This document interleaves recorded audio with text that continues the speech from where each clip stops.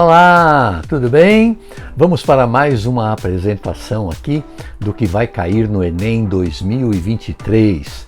Hoje vou falar para você sobre imagem e contexto. Então, sem mais delongas, vamos ao que interessa. Qualquer que seja a imagem que a gente observe, percebemos que o quê? Que a gente é impactado por ela de alguma forma. Ou a gente acha estranho, ou acha graça, ou fica emocionado. Ou seja, as imagens têm um poder sobre a nossa percepção que acabam, evidentemente, envolvendo a nossa compreensão do mundo e a nossa comunicação. Por quê? Porque essas imagens transmitem informações de uma forma que você não precisa nem falar, percebe? Então, quando você associa essas imagens a contextos, as imagens amplificam ainda mais esse potencial informativo influenciador. É por isso que isso cai no Enem. As imagens podem provocar emoções, lembranças, sentimentos diversos e tal. E, evidentemente, quando elas contam histórias, então, fica mais poderoso. O pessoal de marketing sabe muito bem disso. E em termos de imagem, nós sempre guardamos muito mais o que vemos em imagens do que com palavras. No Enem, assim como em outros vestibulares e também concursos, como é que são solicitadas as questões sobre imagens e contexto? Bom, basicamente você tem 4 tipos de abordagem, não é? A primeira é aquela em que a imagem, seja ela uma foto, uma tirinha, um quadrinho, uma charge, não é? Ela mostre algo que tem uma crítica social. Ou seja, o autor faz uma crítica a respeito de determinada situação, de determinado contexto em que ele esteja vivendo. Você também pode ter questões que perguntam sobre os resultados da mistura da linguagem verbal com a não verbal, quer dizer, das palavras com as imagens. Quando você coloca imagens sobre as palavras, o que acontece? Ora, você tem uma compreensão melhor, você tem uma ampliação do significado. Outra questão é a causa do humor na imagem no contexto.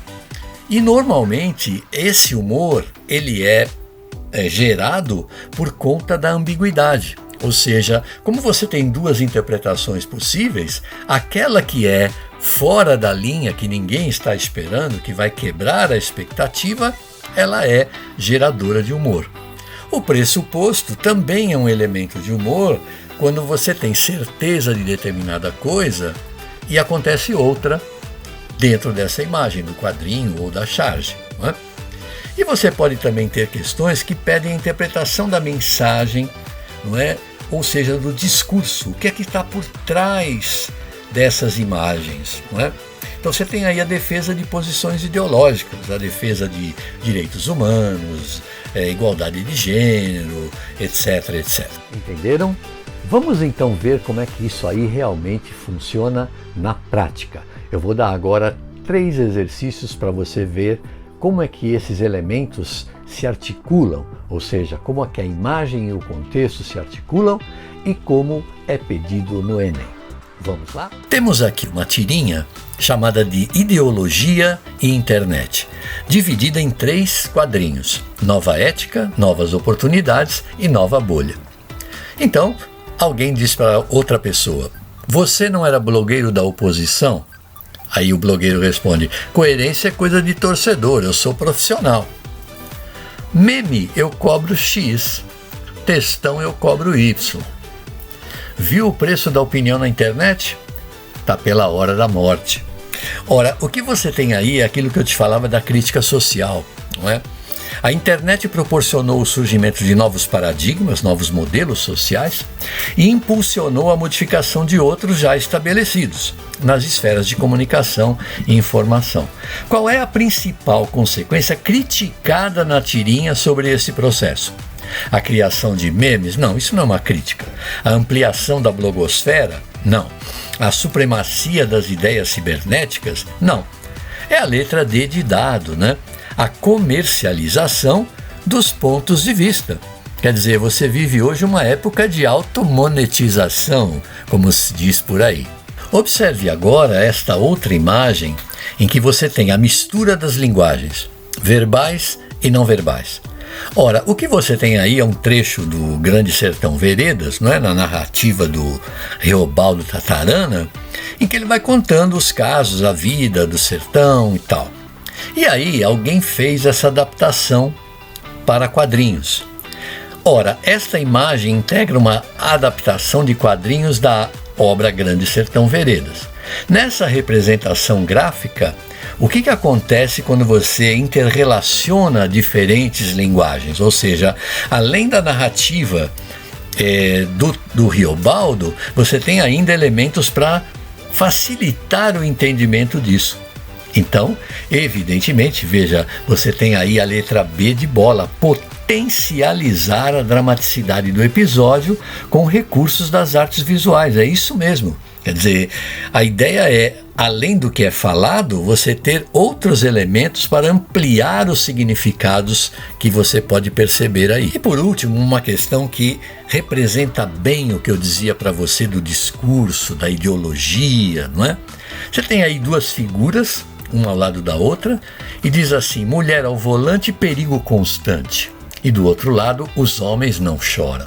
Mas o autor, ele riscou essa ideia de que mulher ao volante é um perigo constante para escrever que mulher ao volante tem estrada para andar. E os homens choram, sim. Ou seja, ele faz uma desconstrução, não é? Dessa visão machista, sexista, de que mulher é inferior, que mulher não sabe dirigir. Ora, uma mera olhada às estatísticas veria que de 99% dos acidentes que ocorrem em qualquer lugar são homens ao volante e não mulheres, não é? Mas isso aí é uma outra coisa. O que ele quer saber aqui é o seguinte: a articulação dos elementos verbais e não verbais está aí para fazer o quê? O que ela quer desencadear, não é? Evidentemente, a letra C, a revisão de representações estereotipadas de gênero. A estereotipagem é exatamente isso que a gente faz, né?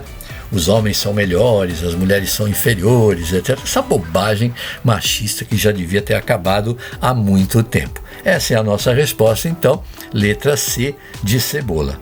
Gostaram? Como você viu, não é um assunto do outro mundo. É necessário prestar bastante atenção às figuras, às imagens e tentar relacionar isso com a nossa sensibilidade, aos conceitos, né? Com a sensibilidade e também com nossos conhecimentos, aos contextos em que essas imagens estão oferecidas para você, tá bom? Se você gostou, coloque aí o seu like, inscreva-se no canal, bata o sino pequenino e ajude o canal a crescer e a ajudar outras pessoas. Comente, sugira, estamos aqui para ajudar você. Tchau!